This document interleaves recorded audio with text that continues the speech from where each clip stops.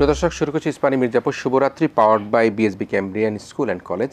আমরা আজকে কথা বলবো কেমন চলছে বিএনপির রাজনীতি, সে বিষয়ে কথা বলবো। প্রিয় দর্শক, আপনারা জানেন দীর্ঘদিন থেকে বিএনপি রাষ্ট্র ক্ষমতার বাইরে রয়েছে এবং আমরা দেখেছি যে তাদের অনেক নেতাকর্মী ইতিমধ্যেই তারা জেলে ছিলেন, কেউ কেউ হয়তো জামিন নিয়ে বাইরে আছেন, আবার অনেকে মামলার মুখোমুখি অবস্থা রয়েছেন। তারা মামলার সংখ্যা কতখানি বলে সেটি নিয়ে কিন্তু একটা মিশ্র প্রতিক্রিয়া রয়েছে। সেই প্রেক্ষাপটে আজকে আমরা কথা বলবো কেমন চলছে বিএনপির রাজনীতি, এবং এ বিষয়ে কথা বলবার জন্য আমাদের সাথে অত্যন্ত একজন সজ্জন আলোচক, যিনি বিশ্ব রাজনীতিবিদ, রাজনীতি বিশ্লেষক, লেখক এবং সাবেক সংসদ সদস্য জনাব গোলাম মাওলা রনি রয়েছেন আমাদের সাথে।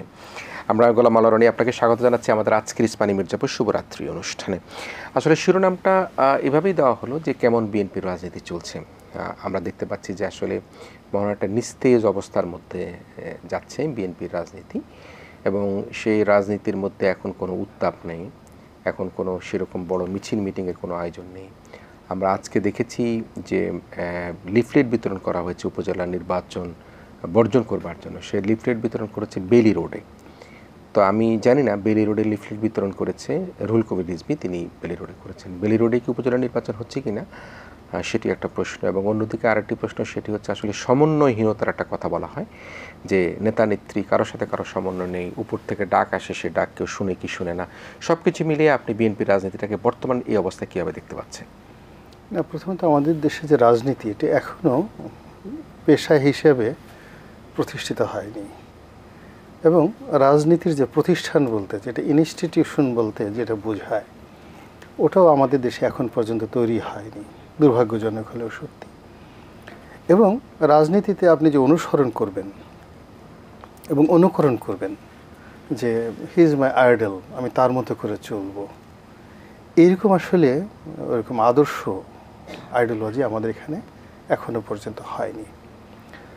ফলে কি হচ্ছে, আমাদের সমাজে যখন ঘূর্ণিঝড় হয়, সুনামি হয়, বা অন্য যে কোনো প্রাকৃতিক দুর্যোগ হয়, তখন যেভাবে একটা টালমাটাল অস্থিরতা থাকে, পুরো রাজনৈতিক অঙ্গনটাই দীর্ঘদিন সেই স্বাধীনতার পর থেকে আজ অবধি সবসময় অস্থির এবং টালমাটাল। ফলে এটার কোনো কিছুই আপনি প্রেডিক্টেবল বলতে পারছেন না, আনপ্রেডিক্টেবল।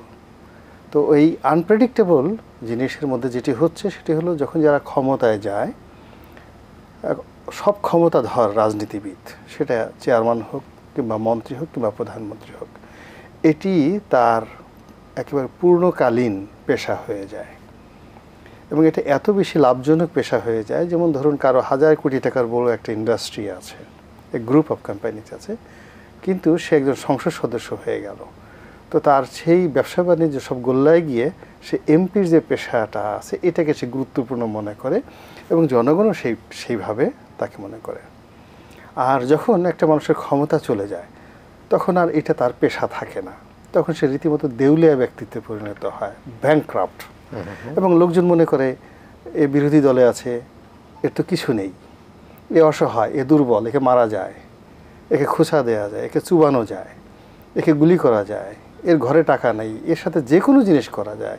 সমাজে সবচেয়ে অসহায় যে প্রাণীটি রয়েছে, পশুটি রয়েছে, তার সঙ্গে যা করা যায় বিরোধী দলীয় ক্ষমতাহীন যে কোনো একজন রাজনীতি কর্মী বা নেতার সঙ্গে সেরকম আচরণ করা যায়, এইরকম একটা কালচার চলে আসছে।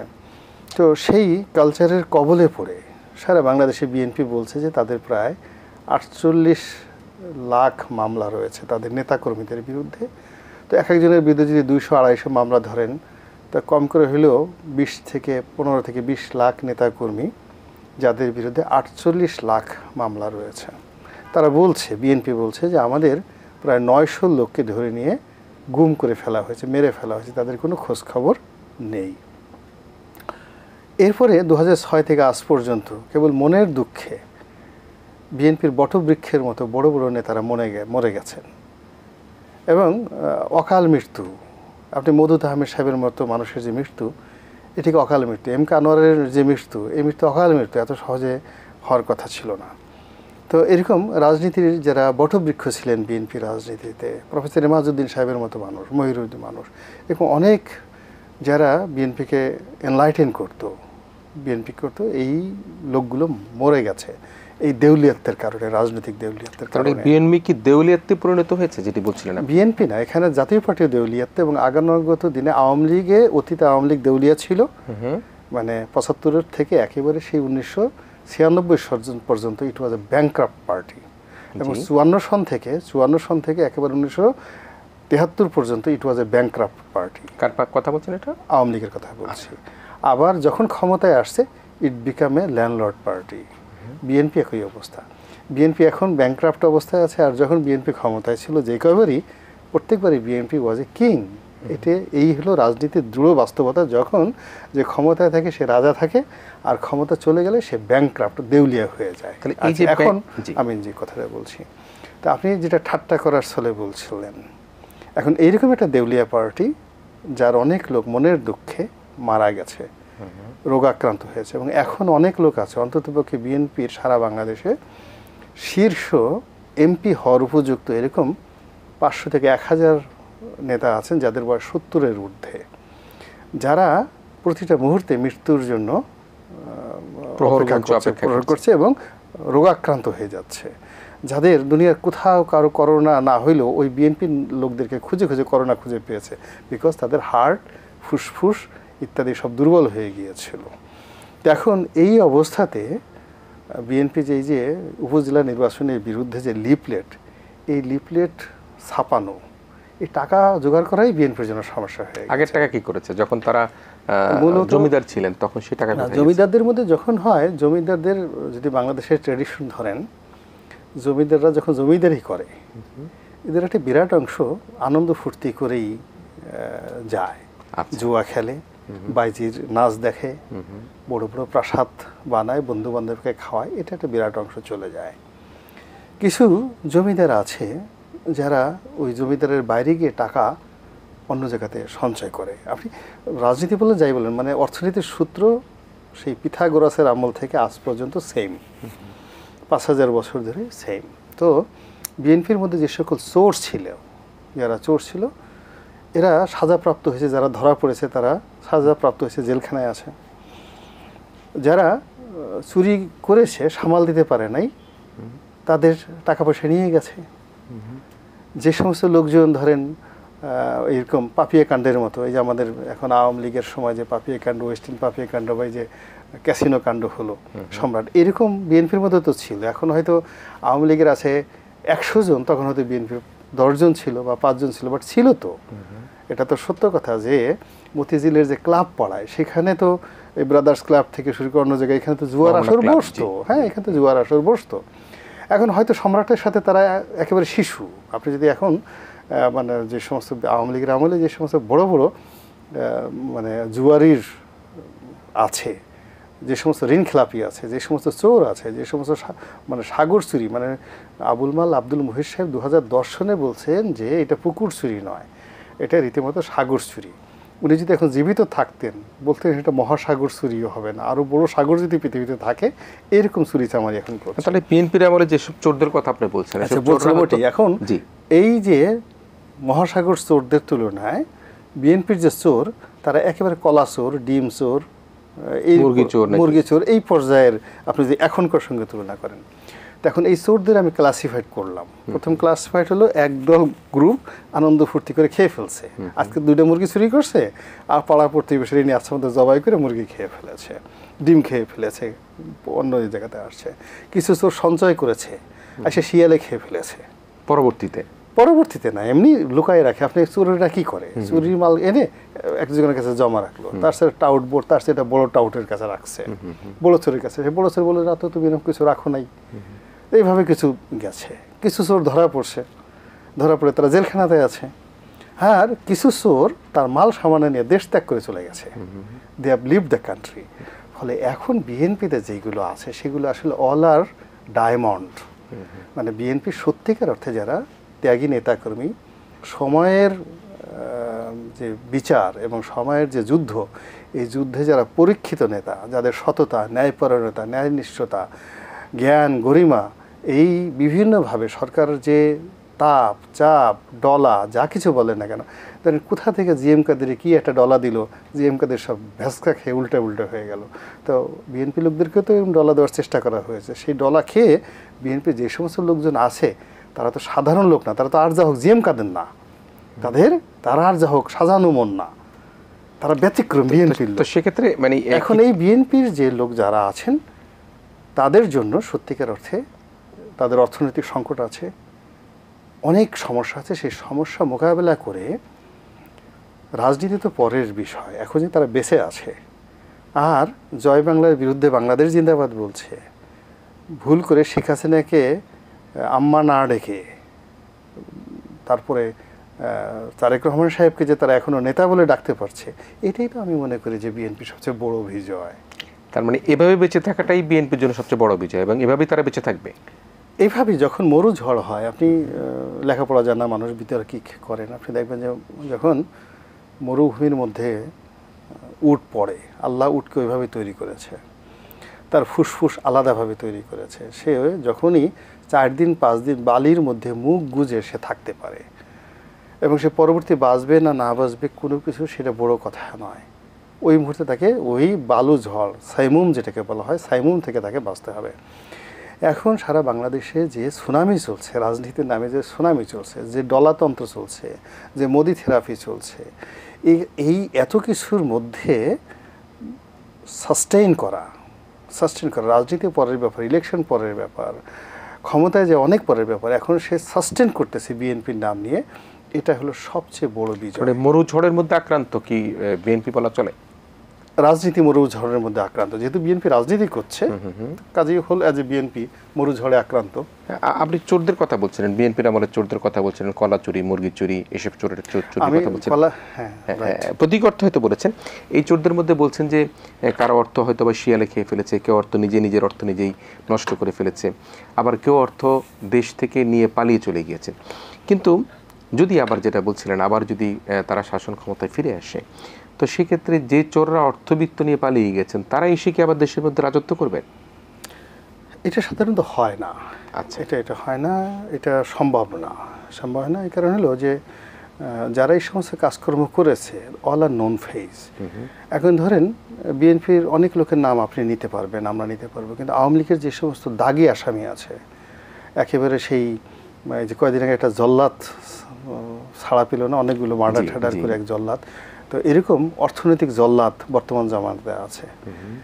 তারপর শেয়ার মার্কেটের জল্লাদ আছে, বিভিন্ন রকম জল্লাদ আছে। জল্লাদ শাহজাহানের কথা বলছিলেন, অনেককে ফাঁসি দিয়েছিলেন, রাইট। এরকম হাজার হাজার জল্লাদ সিভিল সার্ভিসে রয়েছে, কন্ট্রাক্টরের মধ্যে জিকে শামীমের মতো জল্লাদ আছে। এখন আপনি এদের নাম হয়তো ওইভাবে বলতে পারছেন না, কিন্তু আওয়ামী লীগের যারা লক্ষ লক্ষ ডেডিকেটেড নেতাকর্মী রয়েছে তারা কিন্তু তাদেরকে চেনে এবং তারা জানে যে তাদের কারণে আওয়ামী লীগের পতন হবে না, পতন হবে এই জল্লাদদের কারণে। তো কাজেই আওয়ামী লীগ যদি আরও বিএনপির মতো 20 বছর 15 বছর সংগ্রাম করে কোনোদিন ক্ষমতা আসে, দুনিয়া উল্টে গেল, তারা এই জল্লাদদেরকে দ্বিতীয়বার ক্ষমতার ধারে কাছে আসতে দেবে না, বরং সুযোগ পেলে এই জল্লাদদের গলার উপর পাড়া দিয়ে জিব্বাটা টানতে ছিঁড়ে ফেলবে এই আওয়ামী লীগের লোকজন। আপনি যাদেরকে এখন দেখতেছেন খুব খারাপ অবস্থা, তদ্রুপ বিএনপি তো এখন কিছু করতে পারছে না। আল্লাহ যদি কখনো বিএনপিকে ক্ষমতা দেয়, বিএনপির যে সমস্ত লোকের কারণে বিএনপির যে ক্ষমতাটা গেছে এমনি এমনি তো যায়নি। বিএনপির যে ক্ষমতা, আমি তো তখন আওয়ামী লীগ করি, বিএনপির ক্ষমতার যাওয়ার জন্য তো আল্লাহ রাব্বুল আলামিন কাউকে ক্ষমতা দেন ক্ষমতা ছিনিয়ে নেওয়ার জন্য নয়, পুরস্কৃত করার জন্য। তো আপনি আমাকে একটা উপহার দিয়েছেন, তো একটা উপহার দেওয়ার পর সেই উপহারটা আমার কাছ থেকে নিয়ে যেতে আপনার খুব কষ্ট হবে, খুবই কষ্ট হবে। তো আল্লাহ রাব্বুল আলামিন যখন আওয়ামী লীগের একটা ক্ষমতা দেন, বিএনপিটা ক্ষমতা দেন, খুব ভালোবেসে ক্ষমতাটা দেন, ক্ষমতাটা তার পক্ষ থেকে আসে। তো সেই ক্ষমতাটা যখন আল্লাহ রাব্বুল আলামিন আবার তাকে ছিনিয়ে নিতে হয়, তখন আল্লাহ খুব কষ্ট পান, ভীষণ রকম কষ্ট পান। তখন এই যে বিএনপির যে ক্ষমতায় গেছে, এটার পিছনে রিজন আছে, দেয়ার ইজ মেনি রিজন। সেই রিজন থেকে বিএনপিকে বের হয়ে আসতে হবে এবং বের হয়ে আসার জন্য বিএনপি চেষ্টা করছে।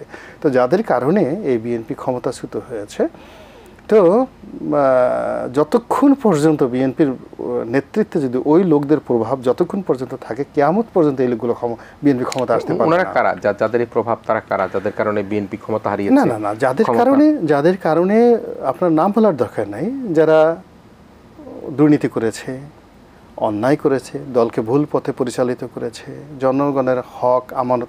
অর্থাৎ এখন আওয়ামী লীগ যে কারণে আওয়ামী লীগ ক্ষমতা হারানোর জন্য মানুষ দোয়া করছে। আওয়ামী লীগের জন্য তো বলছে যে আল্লাহ আওয়ামী লীগের অমুকরে বেহেশত দিয়ে দাও, দরকার হলে জান্নাতুল ফিরদাউস দিয়ে দাও, কিন্তু ওর অত্যাচার থেকে আমাদেরকে বাঁচাও। এরকম তো অনেক লোক দোয়া করছে। এরকম দোয়া তো বিএনপির আমলেও অনেক লোক করতো। তো তাই যদি হয় তাহলে একটু বোঝার চেষ্টা করুন যে কোনো ব্যক্তিকে আপনি মেনশন করার দরকার নাই যে ওর নাম লেদু, ওর নাম গেদু, ওর নাম ধলা, ও এই কাজ করছে বলার দরকার নেই।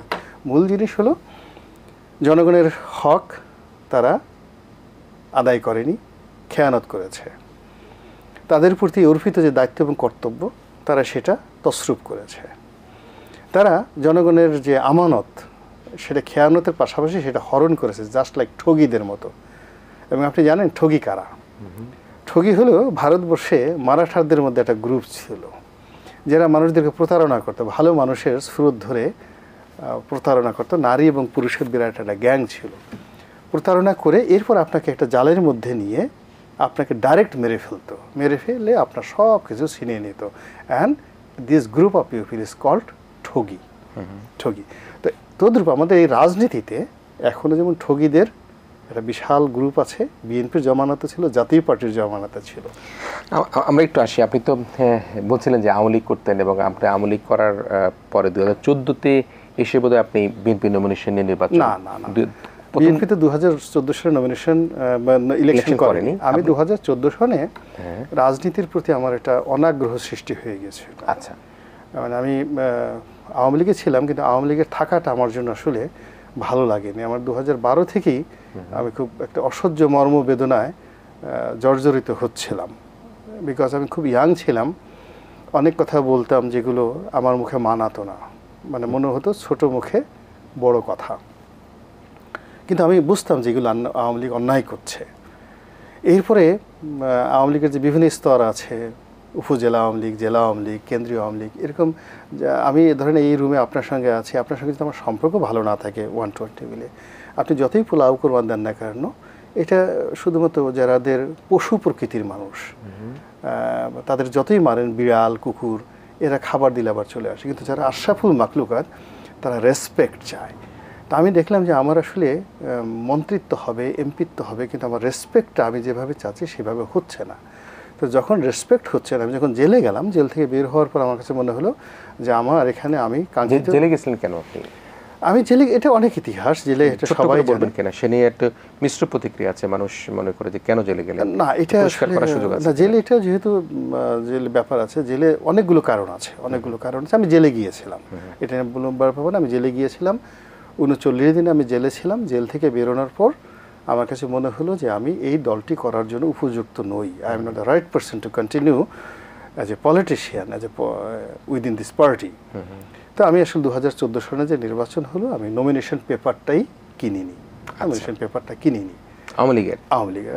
এবং এই বাংলাদেশের ইতিহাসে একজন সিটিং এমপি, রানিং এমপি, তিনি দলীয় মনোনয়ন কিনবেন না, এবং স্বাস্থ্য আছে, যৌবন আছে, টাকা আছে, সব আছে, তো এটা আমি কিনিনি।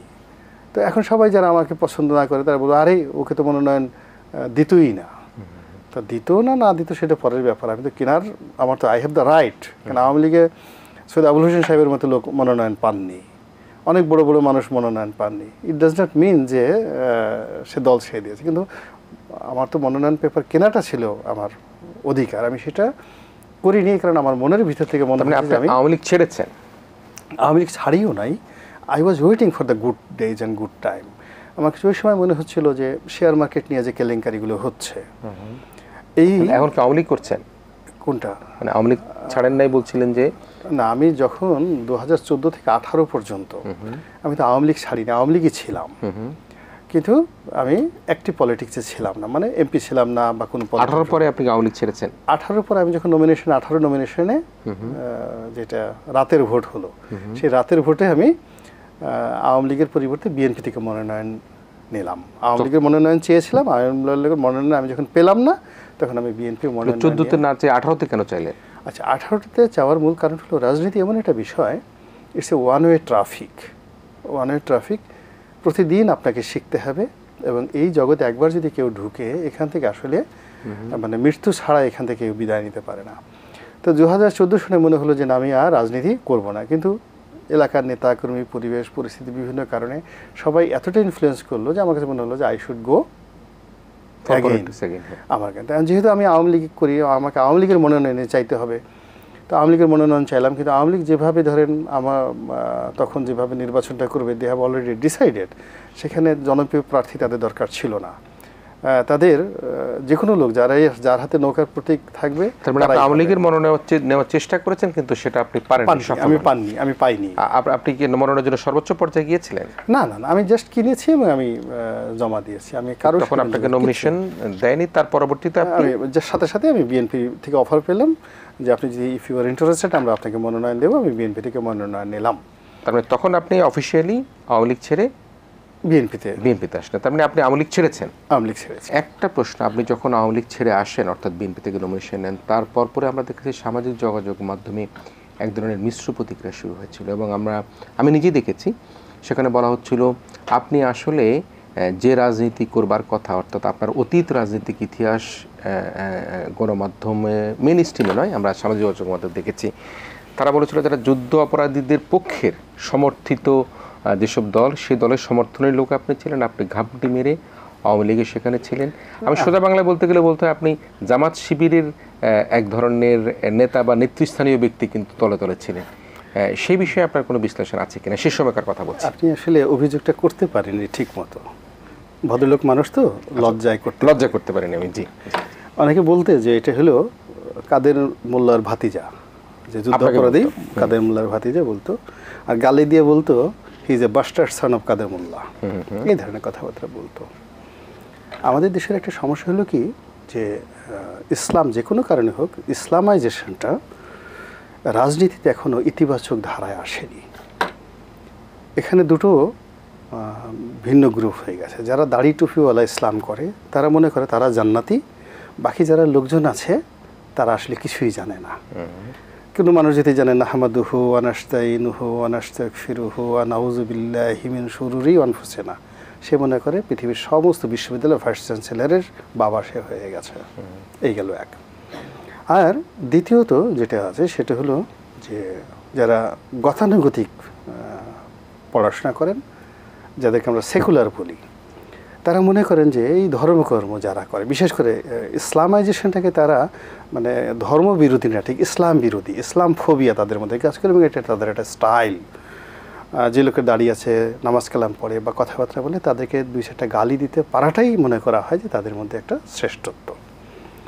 তো এই জায়গাটা আমি আসলে মানে মানুষের যে এই মন এবং মানসিকতাটা আমি 2018 সনের পর থেকে আমি যেভাবে বুঝতে পারছি, বোঝার ফলে কি হচ্ছে, যখন থেকে আপনাকে শিবির বলা শুরু করলো নাকি? না, শিবির তো আমাকে সে 2009 থেকেই বলা শুরু করেছে। কিন্তু আমি আসলে কি শিবির করেছেন আপনি? ছাত্র শিবির? আমি আগে বলছি, কখন মানে আমাকে এখন কেউ শিবির বলছে না, এখন আমাকে কেউ জামাত বলছে না, এখন আমাকে সবাই বলছে সে শুধু আওয়ামী লীগ না, আওয়ামী লীগে তার মতো লোকের দরকার ছিল, এবং শেখ হাসিনা গোলাম মোল্লা রনির মতো লোককে হারিয়ে মহা ভুল করেছে। এখন এই কথাগুলো বলছে, সবাই বলছে, আওয়ামী লীগের লোকরা বলছে, বড় বড় নেতারা বলছে, ইভেন আওয়ামী লীগের শেখ ফ্যামিলিতে এই ধরনের কথাবার্তা হয় যে গোলাম মোল্লা রনির মতো লোক আওয়ামী লীগে থাকা দরকার ছিল, ইট ওয়াজ নিডেড। কিন্তু এই একই মানুষ সম্পর্কে যখন 2014, 15, 16 পর্যন্ত, আপ টু 16 পর্যন্ত বলতো যে না, ও কাম ফ্রম শিবির থেকে আসছে, জামাত থেকে আসছে, জামাতের রিক্রুট আওয়ামী লীগে যে কীভাবে ঢুকে গেল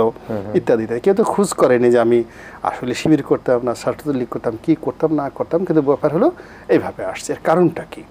এই কারণটা আমি 2018 সনে বুঝতে পেরেছি। বুঝতে পারার পরে 2018 থেকে এখন পর্যন্ত আমি অর্থাৎ একজন গোলাম মোল্লা রনি, একজন মানুষ, বিএনপি করি, এই কথাটুকুই মানুষ বলছে। এর বাইরে খুব বেশি বিরক্ত না হলে কেউ সাধারণত গালিগালাজ এখন আর করে না। কারণটা কি? কারণটা হলো আমাদের দেশে আপনি ঠিক রাজনীতির সঙ্গে যে ধর্মের যে সম্মিলন, এটা আমাদের সমাজ এখনও গ্রহণ করেনি। তা আমি সংসদে পার্লামেন্টে বক্তব্য দিতাম, সেখানে আরবি বলার চেষ্টা করতাম, কোরআনের আয়াত বলার চেষ্টা করতাম। এটা দেখে সবাই মনে করতে এটা লোক শিবির করে, জামাত করে। এরপরে দেখা গেল যে যারা আওয়ামী লীগ করে তারা কোনো অবস্থাতেই বিএনপির প্রশংসা করতে পারবে না। যারা বিএনপি করে তারা কখনোই আওয়ামী লীগের প্রশংসা করতে পারবে না, এটা আমাদের দেশের ট্র্যাডিশন। জামাত তো প্রশ্নই আসে না। আওয়ামী লীগের লোক বলতেই জামাতকে বলতে হবে যুদ্ধাপরাধী, জামাতকে বলতে হবে রাজাকার, আলবদর আর শামস। তো যখন আমি বলতাম যে না জামাতের লোকগুলো সৎ, জামাতের লোকগুলো ভালো, এটা সত্য কথা, কিন্তু রাজনীতির ভাবে বাংলাদেশের জন্য এটা অপরিপক্ক। এই কাজগুলো আমি 2014-15 সাল পর্যন্ত করেছি। ফলে যারা আওয়ামী লীগের যারা ডেডিকেটেড ওয়ার্কার, তারা দেখছে যে তাদের যে চিন্তা চেতনা, তাদের যে অ্যাটিটিউড, আচরণ, তারা যেভাবে জামাতকে গালি দেয় সেভাবে এই লোকটা তো বলে না।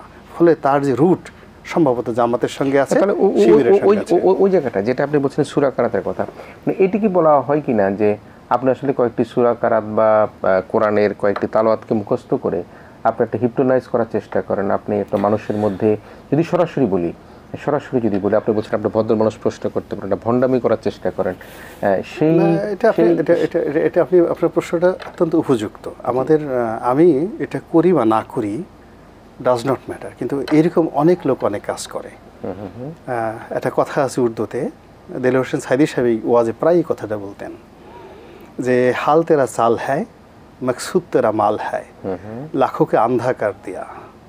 মানে তুমি যা কিছুই করছো, হ্যাঁ, তোমার যে হাল সুরত, এটা হলো তোমার একটা ধান্দাবাজি। এই যে তুমি মানুষকে যে ধান্দাবাজি করতেছো মূলত তাকে প্রতারিত করে তার কাছ থেকে টাকা পয়সা আদায় করার জন্য। তো এটা সত্য কথা যে অনেকে এই কাজগুলো করে। এখন আমি আসলেই ভণ্ড কিনা, মানে এরকম কিছু সূরা কারাত মুখস্থ করে এরকম মানুষকে প্রতারণা করে তারপরে শেষে ফায়দা লুটে আমাকে তো একটা বেনিফিট পেতে হবে। তো এই জিনিসটা বোধহয় প্রমাণের সময় চলে গেছে। এর কারণ হলো আমি 2014 সন থেকে মাঠের বাইরে আছি, বলের বাইরে আছি। আবার 2009 থেকে 2014 সন পর্যন্ত 5টি বছর আমি সংসদ সদস্য ছিলাম। তো এর মধ্যে যদি আমার এই হাল তেরা চাল হ্যায়, আমার কোনো হালত যদি প্রতারণা হতো, মুনাফিকি হতো, ভণ্ডামি হতো, এটি টু দি পয়েন্টে পেপার আকারে ধরা পড়তো যে এই যে কোরআনের আয়াত বলছে ওটা মিছা কথা, অথবা সে কোরআনের আয়াত পড়ে ঠিকই কিন্তু অজুও করে না, নামাজও পড়ে না, অথবা সে আমাদের দেশে তো অনেকে আছে অজু করে, নামাজও পড়ে, কোরআনের আয়াতও পড়ে, কিন্তু তারপরও তার মধ্যে ভণ্ডামি আছে। রাইট। এখন আমি আপনার কথাই বলছি, এরপরে ভণ্ডামি আছে, সে মিথ্যা কথা বলে, সে তার কোনো ব্যবসা বাণিজ্য নাই কিন্তু সে অডেল ধন সম্পত্তির মালিক। তারপরে সে কোনো শক্তিমান মানুষ দেখলে, আরবিতে একটা শব্দ আছে এজেহারে তাজাল্লুল, একটা মানুষ যে ভণ্ড, সেই ভণ্ডর তার প্রথম পরিচয় হলো সে শক্তিমান মানুষের সামনে মাথা নোয়াবে। কখনো কোনো ভণ্ড শক্তিমান মানুষের সামনে মাথা উঁচু করে দাঁড়াতে পারে না, কোনো নির্ভীক মানে দুর্বল লোক দাঁড়াতে পারে না, কোনো নির্বোধ শক্তিমান দাঁড়াতে পারে না। আপনি আগুন ধরে নিয়ে আসেন, গোকরা সাপ ধরে নিয়ে আসেন। অর্থাৎ সমাজে মাথা উঁচু করে দাঁড়ানোর জন্য আপনার অনেস্টি থাকতে হবে, টেকনিক্যাল নো-হাউ থাকতে হবে, দক্ষতা থাকতে হবে এবং আপনার হালাল উপার্জন থাকতে হবে। এই হালাল উপার্জন যদি না থাকে, পৃথিবীতে যতগুলো জিহাদ রয়েছে তার সবচেয়ে বড় জিহাদ হলো শক্তিমান লোকের সামনে মাথা উঁচু করে দাঁড়ানো, তার চেয়ে বড় হলো শক্তিমান লোকের সমালোচনা করা। আপনার কি একাডেমিক ব্যাকগ্রাউন্ডে কি মাদ্রাসা ব্যাকগ্রাউন্ডের কোনো? কখনোই ছিলাম না। কখনোই ছিলেন না? আমি এটি দোষের কিছু না, নিশ্চয়ই মাদ্রাসাও তো অনেক মেধাবী ছাত্ররা আছে, কিন্তু কি কারণের জন্য বলা হতো যে আপনি ছাত্র শিবির করতেন, ছাত্র শিবির, এটা কেন ছিল? এখন এটা আপনি যদি বলেন বা যারা বলে তো তারা বলে, আমি বলছি না, আমার কোনো বক্তব্য না। আপনি যখন আওয়ামী লীগ ছেড়ে আসেন তখন দেখেছি যে এই ধরনের আমি আসলে কখনোই যেমন আমি কখনোই এটা নিয়ে আমাকে নিয়ে কে সমালোচনা করলো সেটা আমি চিন্তা করি না। এখন আমি ধরুন ইবনে খালদুন নিয়ে আমি গবেষণা করি দীর্ঘদিন যাবৎ, যে এখন বাংলাদেশে আপনি ইবনে খালদুন নিয়ে গবেষণা করে বা ইবনে খালদুন কি আল মুকাদ্দমা কি আপনি 1000-এর পণ্ডিতকে জিজ্ঞাসা করেন, ম্যাক্সিমাম লোকে বলতে পারবে না। এখন তো সবাই সেটা বলছে না যে he is expert of Ibn Khaldun. আমার এক্সপার্টিস আছে অ্যাডোলেসেন্ট হেলথ নিয়ে, আমি WHO কর্তৃক সার্টিফাইড অ্যাডোলেসেন্ট হেলথ, মানে safe pregnancy, can you imagine safe pregnancy, নিরাপদ যে গর্ভধারণ, এই ব্যাপারে আমি বাংলাদেশের একজন এক্সপার্ট। এরপরে নিউবর্ন বেবি, একটা শস্য যখন নতুন জন্মগ্রহণ করে, এই নিউবর্ন বেবির ব্যাপারে WHO কর্তৃক সার্টিফাইড একজন এক্সপার্ট। অ্যান্ড এই কথা তো লোকজন, বিকজ মানুষের জ্ঞান এখন ওই পর্যায়ে যায় না, যে নিউবর্ন বেবি বহুমুখী প্রতিভার অধিকারী নাকি? না না না, মানে মূল ব্যাপার আমার প্রতিভার কথা বলছি না। আই হ্যাভ গট জ্ঞানের কথা বললেন আপনি। আমি বললাম যে আমি যে বিষয়গুলোতে ট্রেন আপ আছে সেই বিষয়গুলো মানুষের ইউজুয়ালি এই মানুষগুলো জ্ঞানের বাইরে, ফলে সেগুলো তারা দেখে না। তারা যেই জিনিসটা দেখে, তারা দেখে যে এই লোকটা যেহেতু আরবি বলছে অতএব সে শিবির, আর যেহেতু শিবির করছে তার বাবা মা আত্মীয় স্বজন তারা রাজাকার ছিল। এটা হলো খুব সহজ একটা সমীকরণ। এখন যারা এই সহজ সমীকরণ মেলাতে চায়, এখন আমি যদি তাদের দিকে তাকাই, তাদের সাথে রেসপন্ড করি, তাদের সাথে কথা বলি, তাহলে তো আমার কাজ হবে না। আমাকে তো এখনো সকাল থেকে রাত্রি পর্যন্ত। তাহলে আপনি স্পষ্ট করে বলছেন যে আসলে আপনি ছাত্র শিবির বা শিবির ছিলেন না বা করতেন না। আপনাকে বোঝার চেষ্টা করুন যে আওয়ামী লীগের মধ্যে মাননীয় প্রধানমন্ত্রী শেখ হাসিনার পরিবারের যে কন্ট্রিবিউশন, বঙ্গবন্ধুর যে কন্ট্রিবিউশন, আমাদের পরিবারের কন্ট্রিবিউশন তার চেয়ে কোনো অংশে কম নয়। ফরিদপুরে যখন আওয়ামী লীগ প্রতিষ্ঠিত হলো, আমার এক কাকা ছিলেন প্রতিষ্ঠাতা সভাপতি, আমার মামা ছিলেন সংসদ সদস্য 1954, তারপরে আমার চাচা, তারপরে আমার চাচি, এরপরে আমি।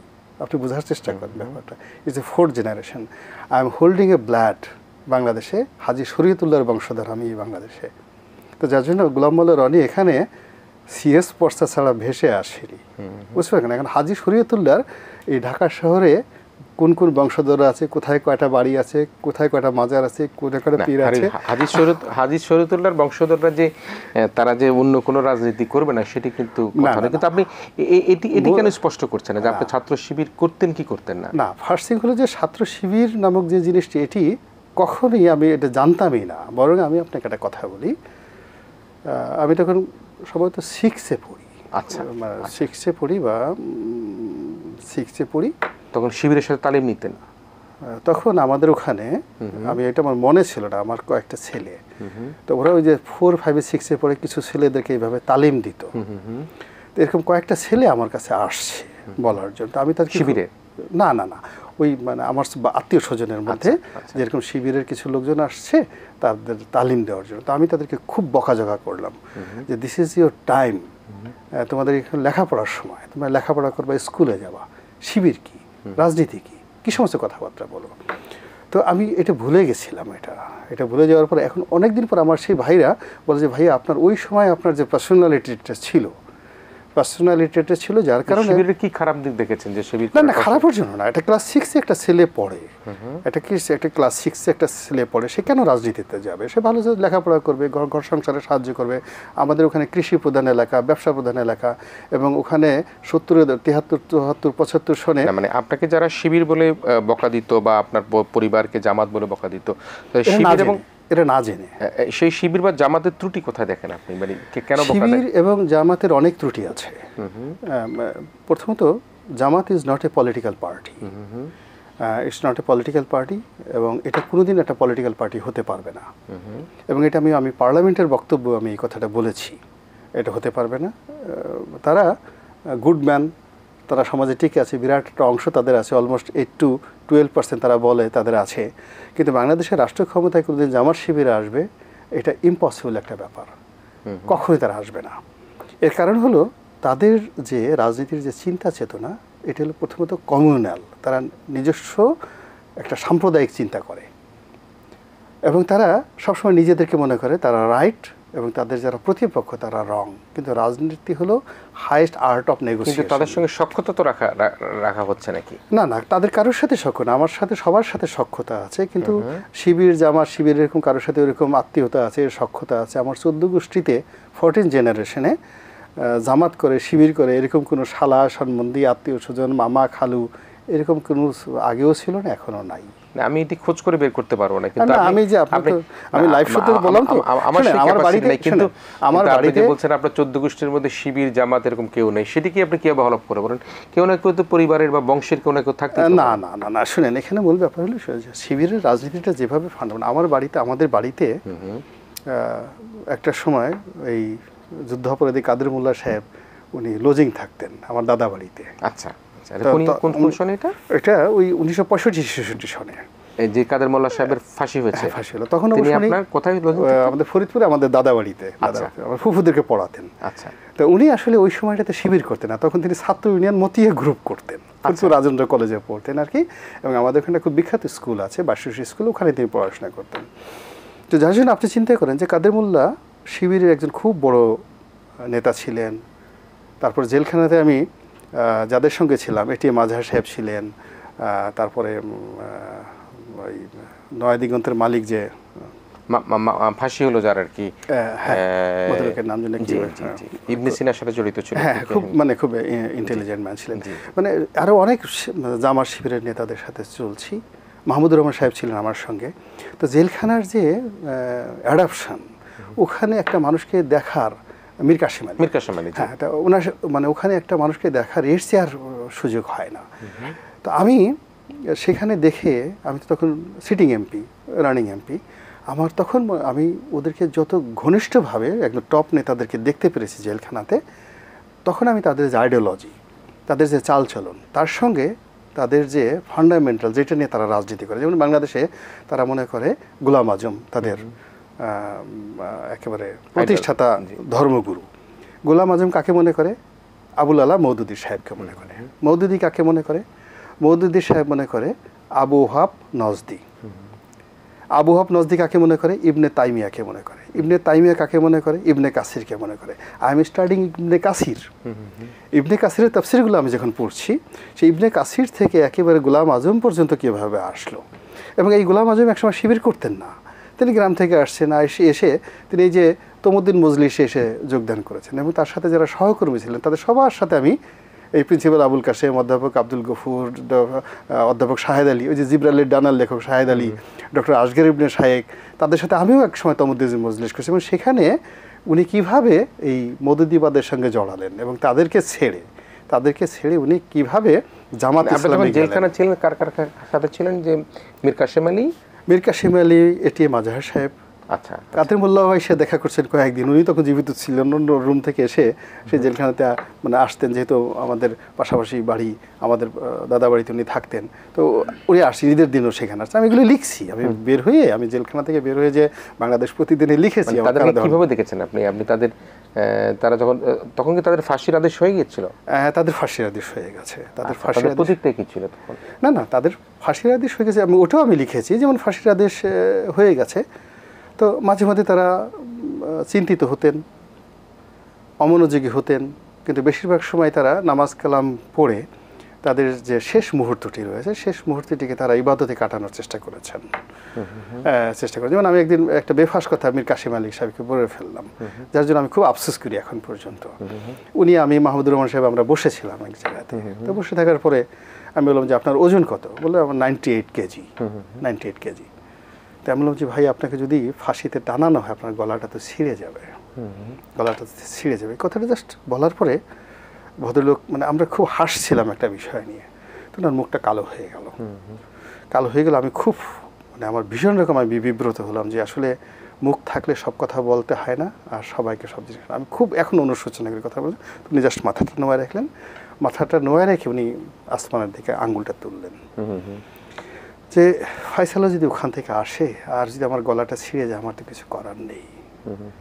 So it's a tragedy for me. আমি এরপর থেকে আমি যে কোনো মানুষের সাথে যে কোনো পার্সোনাল কথা বলতে গিয়ে 100 বার চিন্তা করি আমার মুখ দিয়ে যেন দ্বিতীয়বার ওই ধরনের কোনো কথা আর বের না হয়। একদিন ওনাকে দেখলাম খুব চিন্তিত, খাবার টেবিলে খুব চিন্তিত, মীর কাসেম আলী সাহেব। আমি বললাম যে কি আপনি এত চিন্তিত কেন? রনি ভাই বলবে, মানে খুব সম্মান করে কথা বলতেন এবং ওনারা সাধারণত কাউকে তুমি করে বলতেন না। তো বলতে চান রনি ভাই, আজকে খুব মনটা খারাপ, আমি সারা রাত ঘুমাতে পারিনি। আমি বললাম কেন?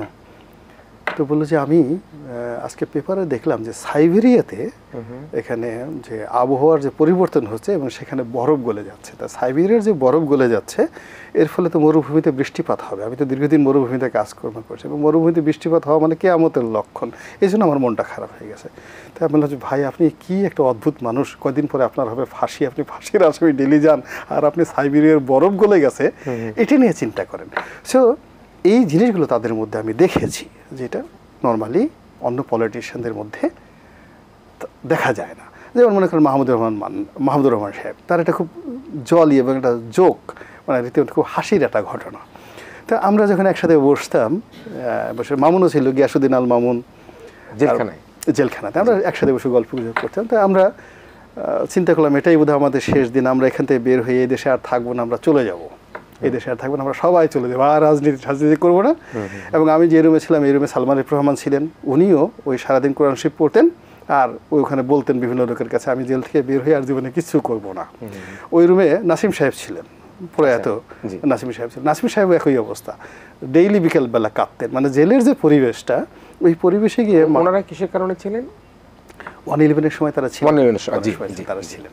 তো ওনারা ওই জেলে, আমি ওই যে রুমে আমি ছিলাম ওই রুমে নাসিম সাহেব ছিলেন, ওই রুমে সালমান এফ রহমান ছিলেন। আবার ঢাকা সেন্ট্রাল জেলে সাইদি সাহেব যে রুমে ছিলেন, আমাকে সেই রুমে রাখা হয়েছিল। সো আই গট এই জিনিসগুলো পেয়েছি। তো আমরা আলাপ আলোচনা করেছিলাম আমরা এই দেশ থেকে চলে যাব, চলে যেয়ে কী করব, আমরা মালয়েশিয়াতে চলে যাব।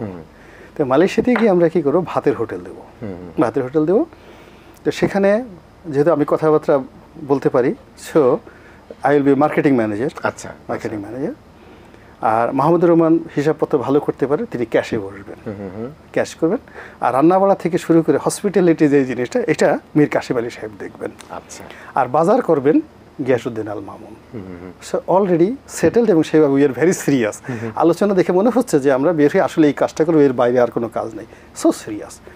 তা আমি হঠাৎ করে বললাম যে না, সবই ঠিক আছে, বাট মাহমুদুর রহমান সাহেবকে বললাম যে ভাই আপনার দ্বারা হবে না, আপনাকে ক্যাশে বসানো যাবে না। তুই কেন রনি, কেন আমাকে ক্যাশে বসানো যাবে না, আমি কী করছি? আমি বললাম যে আপনার মেজাজ গরম, এবং আপনি যে কোনো পরিবেশ পরিস্থিতি দেখলে আপনার মাথা ঠিক থাকে না, হ্যাঁ ঠিক থাকে না, তো যার জন্য আপনাকে ক্যাশে বসাইলে ব্যবসা হবে না। তো বলছে না রনি, আমি আসলে জীবনে অনেক দেখেছি, মেজাজ এখন আমার খুব শান্ত আছে, ঠান্ডা আছে, আমি ওখানে গিয়ে কোনো কিছু করবো না। তা আমি বললাম যে ধরেন আপনি মালয়েশিয়াতে গেছেন, বসছেন, ক্যাশে বসে আছেন, এমন সময় দেখলেন মুজিব কোট পরে একজন আওয়ামী লীগের লোকজন আপনার ওখানে খাইতে আসছে, তখন আপনি কি করবেন? সে বিশ্বাস করেন সঙ্গে সঙ্গে লাফ দিয়ে উঠে গেছে, করে একটা শব্দ উচ্চারণ করে, শব্দটা আমি এখানে বললাম না যেহেতু টেলিফোন, ওরে তোদের জ্বালায় দেশ ছাড়ছে, তোরা আমার হোটেলে যেখানে খাইতে, বের হও আমার হোটেল থেকে, হ্যাঁ বের হও। আমি এই তো দেখেন, আমি তো এই কথাটাই আপনাকে বললাম যে you are so angry man, আপনার মেজাজ ঠিক রাখতে পারবেন, এই জন্য আপনাকে ক্যাশে বসানো যাবে না। সো এই যে মানে পার্ট, যারা জেলখানাতে গেছেন, এটা একটা আলাদা পার্ট, আলাদা জীবন, ওখানে বিভিন্নভাবে লোকজনকে দেখা যায়। তো কাজে আমি ওখানে যেটাকে প্রসঙ্গতে চলে আসি, আমি ওখানে শিবিরকে দেখেছি, জামাতকে দেখেছি, দেখার পর আমার কাছে মনে হয়েছে আর যাই হোক না কেন, দে উইল সাস্টেইন, তাদের বংশবৃদ্ধি হবে, লোকসংখ্যা বৃদ্ধি হবে, তারা আরও প্রভাবশালী হবে, they will be the substitute auxiliary force and helping force of a main political stream, BNP or Awami League. But as a principal factor they could never come to power. তাহলে আজকে এই অনুষ্ঠানে একদম ব্ল্যাক অ্যান্ড হোয়াইট আপনি যেটি বলছেন, সেটা হচ্ছে আপনার ছাত্র শিবিরের সাথে আপনার সংশ্লিষ্ট, ছাত্র শিবির করা, জামাতের সাথে সংশ্লিষ্ট, সেটি আছে কি নাই? এক কথায় উত্তর দিবেন। আমরা নেই, কখনোই নেই, কখনো ছিল না, বরং আমি সবসময় সামাজিক যোগাযোগ মাধ্যমে সেই জিনিসগুলোতে কখনো কিন্তু আপনি কোনো প্রতিবাদ বা কোনো ফেসবুকে আপনার কোনো এই ধরনের বক্তব্য প্রতিবাদ করার তো দরকার নেই। আমার যেটার সাথে আমি আদৌ জড়িত না, সেটা আমার প্রতিবাদ, সেটা আমার দরকারটা কি, আমার বলার দরকারটা কি, যে কাজ করতেছে লেট হিম ডু। আমি আমার নিজের কাজ করে সারতে পারি না, সকাল থেকে সন্ধ্যা পর্যন্ত, till now I have started my career in 1986 mister Kiran. 86 সন থেকে এখন পর্যন্ত দৈনিক 18 ঘন্টা পরিশ্রম করি, দুমুঠো ডাল ভাত মুখে তোলার জন্য আমাকে এখনও পরিশ্রম করতে হয়। কলামারণে আপনার সার্বিক যে আলোচনার মধ্যে, বা আপনি যখন বিভিন্ন টেলিভিশনে কথা বলেন বা বিভিন্ন সময়ে যে আপনি আপনার বক্তব্য দেন, তাতে একটা বিষয় কি মনে হয় কিনা যে সততার লেবাসে আপনি একটা অহংকার বোধ আপনার মধ্যে কাজ করে? আপনি কি সততার লেবাস ধরে কোনো অহংকারী কোনো মানুষ কিনা? অহংকার, এখানটাকে অহংকার বলতে পারবেন না, অহংকার জিনিসটা আলাদা। অহংকার গর্ব, যেটাকে গর্ব, লেবাসটা সততার আপনার। যেমন আপনি কথা বললেন যে আপনি চ্যালেঞ্জ দিয়ে এটা করতে পারেন, আপনি সৎভাবে চলছেন, আপনার এটা করছেন সেটা করছেন, এটাকে আবার লেবাস কিনা? না, এটা হলো আপনি যখনই সৎ থাকবেন, সততার একটা গর্ব থাকে। এটা অহংকার বলেন, যা কিছু বলেন, এটা থেকে পৃথিবীর কোনো মানুষ এর থেকে নিজেকে মুক্ত করতে পারেনি। তো যার জন্য আপনি যখন 3-4টা জিনিস আছে, আপনার তখন শক্তি হবে, এনার্জি হবে, গায়ে শক্তি হবে, আপনি না চাইলেও গা ফুলিয়ে বুক ফুলিয়ে আপনি হাঁটবেন, আপনার যখন টাকা পয়সা হবে, আপনি চেষ্টা করলেও আপনি টাকার যে গর্ব আপনি এটা ফিরিয়ে রাখতে পারবেন না। ক্ষমতা যখন আপনার হবে, ক্ষমতার যে দম্ভ, এটা 1 in a million, মানে একেবারে 10 লাখেও একজন লোক আজ পর্যন্ত খুঁজে পাওয়া যায়নি ক্ষমতার দম্ভ। একটা লোক যদি জ্ঞানী হয়, সে যদি লেখাপড়া করে এবং সে যদি জানে যে আমি যেটা জানি ওই লোক সেটা জানে না, তার নিজের অজান্তে তার মধ্যে একটা কর্তৃত্ব পরায়ণতা চলে আসে। এবং মানবজাতির 5000 বছর ইতিহাসে রাজাকে শ্রেষ্ঠত্ব দেওয়া হয়নি, শ্রেষ্ঠত্ব দেওয়া হয়েছে ব্রাহ্মণকে, যার জ্ঞান আছে, শিক্ষা আছে। তো ব্রাহ্মণরা হলো সমাজের রাজার। আপনি আপনার নিজকে কি হিসাবে দাবি করেন? আমি আসলে নিজেকে কিছু হিসেবেই দাবি করি না, আমি আমার মতো চলি। এখন আমার এই চলার মধ্যে যদি কেউ মনে করে যে সততার যদি প্যারামিটার ধরি, আপনি নিজকে কিভাবে ধরবেন? আমি কখনোই ধরি না নিজেকে, এটা নিয়ে আমি কখনো চিন্তাই করি না আমি কি সৎ না অসৎ না কোনো কিছু। আমি আমার মতো করে কাজ করে যাচ্ছি। আমাকে নিয়ে যারা আমার সঙ্গে সংশ্লিষ্ট লোকজন আছে তারা কিভাবে চিন্তা ভাবনা করবে এটা তো তাদের ব্যাপার। কিন্তু একটা সময় তো মনে করেন আপনার বিভিন্ন টেলিভিশন শো এটা সেটা বেশ জনপ্রিয়তা ছিল, কিন্তু আপনি কি মনে করেন আপনার জনপ্রিয়তা অনেকটা হ্রাস পেয়েছে? এখন সবার জনপ্রিয়তায় হ্রাস পেয়েছে। এখন মানুষের অ্যাটেনশনটা নেই আগের মতো, মানে কোনো ব্যাপারে অ্যাটেনশন নেই। রাজনীতিতে আপনার জনপ্রিয়তা কেমন এখন? তাও আমি জানি না, আই ডোন্ট নো, বিকজ রাজনীতিতে জনপ্রিয়তা বুঝবো কি করে? আমি তো আমি তো কখনো রাজনীতি করিনি, আমি তো ইলেকশন করেছি। মানে রাজনীতি ছাড়াই নির্বাচন করেছি। রাজনীতি ছাড়াই নির্বাচন করেছি। আমি আমার নির্বাচন এলাকা কেন্দ্রিক জনগণের কল্যাণের জন্য কাছে কাজ করবো করেছি এবং সরাসরি গিয়ে ইলেকশন। সেক্ষেত্রে আপনি আমারই একটা অনুষ্ঠানে বলেছিলেন আপনার প্রয়োজন হলে আওয়ামী লীগে ফিরে যাবেন। না, আমি প্রয়োজন হলে আওয়ামী লীগে ফিরে যাবো, আমি কথা বলিনি, আপনি এটাকে মিস ইন্টারপ্রেট করবেন না। আমার মূল ব্যাপার হলো যে এমন একটা সময় আসবে যে সময়ে হয়তো আমার মতো লোকের আওয়ামী লীগের প্রয়োজন হবে, এবং তখন যদি ওইরকম প্রয়োজন হয়, আমার যেখানে প্রয়োজনীয়তা আছে সেখানে আই উইল গো। কিন্তু এখন আমার মতো হাজার হাজার গোলাম মোল্লা রনি আওয়ামী লীগের অফিসের সামনে ঝাড়ু দেওয়ার জন্য আপনি পাবেন এখন। তাহলে আপনাকে এখন যারা আশ্রয় দিল, আপনাকে যারা সাথে রাখলো, আপনার প্রয়োজন যদি আওয়ামী লীগ মনে করে আপনি যদি ফিরে যান, তাহলে তো আপনি এখন বিএনপি বা তাদের সাথে বেইমানি করা হলো না। বিএনপি যখন ক্ষমতায় যাবে, তখন আমার মতো লোকের তখন আর তাদের দরকার হবে না। এখন বিএনপিকে আমার দরকার, কিন্তু যখন বিএনপি সত্যিকারের ক্ষমতায় চলে যাবে তখন এখন আওয়ামী লীগের ক্ষমতায় থাকার জন্য তাদের ক্ষমতার আশেপাশে যে সমস্ত লোকজন, দেখেন বিএনপি যদি ক্ষমতায় যায় অল্প কয়েকদিনের মধ্যে দেখবেন যে ওই সমস্ত লোকজন আসছে আমাদের মতো যারা দীর্ঘদিন যাবৎ স্ট্রেট ফরওয়ার্ড কথা বলে, সাদাকে সাদা বলার চেষ্টা করে, সততা সেটা ভণ্ডামি বলেন, লেবাসদারি বলেন, যারা আসলেই যাদের কথা বলছেন তারা হয়তো ফিরে এসে আমার ক্যারেক্টারিস্টিক্সটা সবসময় এস্টাবলিশমেন্ট বিরোধী। আমার একবার শৈশবকাল থেকেই আমি কখনো ক্ষমতার পুজো করতে পারিনি, বরং যে লোকটা সবচেয়ে বেশি শক্তিশালী তার সাথে টক্কর দেওয়া, তার সমালোচনা করাটা, এটা আমার ছোটকাল থেকেই আমার ভিতরে একটা স্টাইল। আমি যদি একটা শেষ প্রশ্ন করি আপনাকে, ধরুন আপনি এখন নির্বাচন করছেন, আপনি আপনার জনপ্রিয়তা যাচাইয়ের কথা নিজের মধ্যে, আমি জানেন আপনার আত্মঅহংকার বোধ কখনো কাজ করে কিনা বা নিজেকে অহংকারী মনে করেন কিনা। আপনি যেহেতু নানাভাবে আমরা দেখি যে আমাদের কাছে মনে হতে পারে যে আপনার নিজের মধ্যে একটা সততার লেবাসে একটা অহংকার থাকলেও থাকতে পারে। যদি ভোটার রাজনীতিতে হয়, আপনার জনপ্রিয়তা যাচাইয়ের ক্ষেত্রে যদি মনে করেন মাননীয় প্রধানমন্ত্রী নৌকা প্রতীক নিয়ে নির্বাচন করছেন, আপনি সেখানে স্বতন্ত্র প্রতীক নিয়ে নির্বাচন করছেন, সেক্ষেত্রে আপনার অবস্থান কি হবে?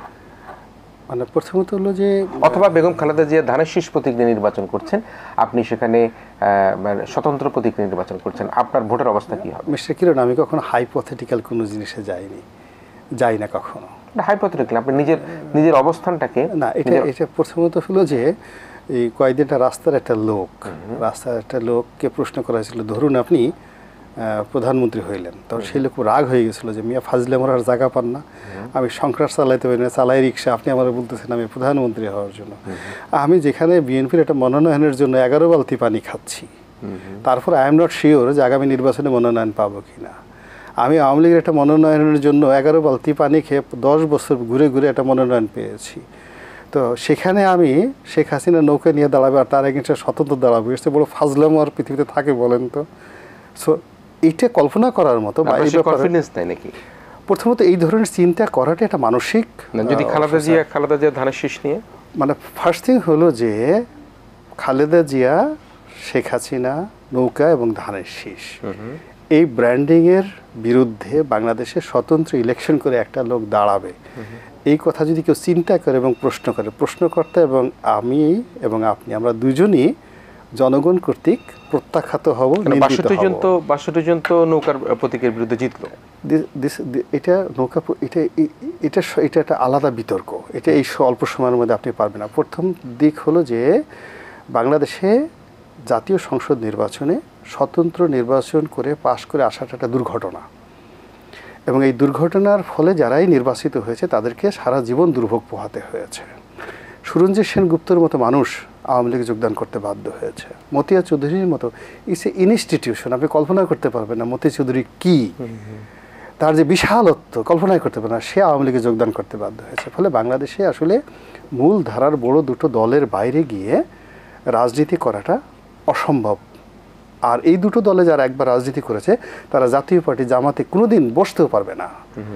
যারা আওয়ামী লীগে একবার নির্বাচন করেছে, আওয়ামী লীগের জন্য হাইয়েস্ট তারা বিএনপিতে আসতে পারে, বিএনপির জন্য তারা আওয়ামী লীগে যেতে পারে।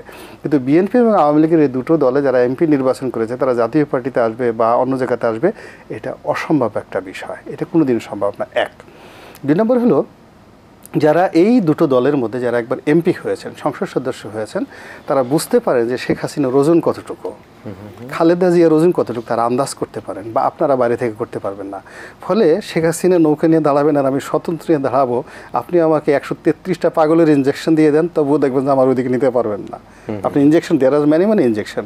অনেক আছে জলাতঙ্ক রোগ হয়, কুকুরে কামড়ালে অনেক সময় দেখবেন যে মানুষ জলাতঙ্ক রোগ, এবং 100টা কুকুর দিয়ে আমার কামড় দেন, তারপর দেখবেন যে আপনি আমার বেগম খালেদা জিয়া খাঁচায় ফেলে দিলেও কিন্তু আপনি সেই ক্ষেত্রে মানে আপনি নিতেই পারবেন না, আপনি ওদিকে নিতেই পারবেন না, শেখ হাসিনার বিরুদ্ধে আমাকে নিতেই পারবেন না, এটা impossible. As long as even একেবারে তারা যদি একেবারে চোখ বুঝে মৃতপথযাত্রী অসুস্থ হয়ে যায়, এই অবস্থাতে গিয়ে বিএনপি করা কোনো মানুষ, আওয়ামী লীগ করা কোনো মানুষ তাদের বিরুদ্ধে দাঁড়াবে, টু শব্দ করবে, এটা তাদের ডিকশনারির মধ্যেই নেই, ইম্পসিবল। প্রদর্শক আরও অনেক কথা বলবার ছিল, কিন্তু সব কথাগুলো বলতে পারলাম না এই কারণের জন্য, সময় সংক্ষিপ্ততার জন্য। তবে সেটি হচ্ছে যে আসলে রাজনীতিতে স্বচ্ছতা, জবাবদিহিতা, গ্রহণযোগ্যতা একটা গুরুত্বপূর্ণ বিষয়, এবং সেক্ষেত্রে অবশ্যই আমরা মনে করি যে বাংলাদেশের রাজনীতি এগিয়ে যাবে, এবং বাংলাদেশের রাজনীতিকে এগিয়ে যাওয়ার জন্য রাজনীতিবিদরাই গুরুত্বপূর্ণ ভূমিকা পালন করবে। এবং একই সাথে আজকে যে বিএনপির রাজনীতির কথা বলছে, আওয়ামী লীগের রাজনীতির কথা বলছে, একটা ঐক্যের, একটা সমঝোতার, একটা জাতীয় সংলাপের যে প্রয়োজনটা, সেই প্রয়োজনতা কিন্তু এখন খুবই জরুরি। এবং সে কারণে আমরা মনে করি যে বাংলাদেশের রাজনীতিতে একটা সুস্থতা, একটা স্থবিরতা ফিরে আসুক, এই প্রত্যাশা করে আমরা আমাদের আজকের আয়োজন এখানে শেষ করছি। দারুণভাবে ধন্যবাদ জানাই আমাদের আজকের আলোচক জনাব গোলাম মাওলা রনি আপনাকে, এবং প্রিয় দর্শক আপনাদেরকেও ধন্যবাদ জানিয়ে আমাদের আজকের এই ইস্পাহানি মির্জাপুর শুভরাত্রি এখানে শেষ করছি। আপনারা ভালো থাকবেন, সবাই মিলে ভীষণ ভালো থাকবেন।